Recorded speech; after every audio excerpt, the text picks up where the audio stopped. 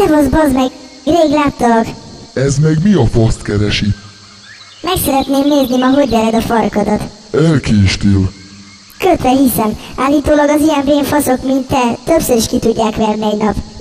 Jó, de ha ilyen okos vagy, miért nem tűnsz el a rég picsába? Inkább szerez nekem egy nőt. Hű, az jó ötlet. Miért szeretnél? Szőkét, barnát? Vöröset nagy picsával. Ma milyen kanos vagy. Nem is tudod mennyire. De mondd csak, dugtál már? Nem sűrűn. Tudod, manapság nem lehet ingyen kapni őket. A picsába. Ezt a kibaszást.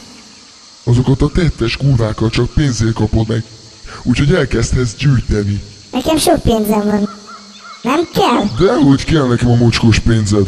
Miért nem? Mert az ilyen ragyásképű állatok teszik tönkre ezt a társadalmat. De hát nekem nincsenek is rogyáim. Ne felejtsél vissza, te kis kretén, mert olyat bebaszok neked, hogy megszédülsz. Anyád emleget. Csak nem hagyja abba a szemtelenkedést.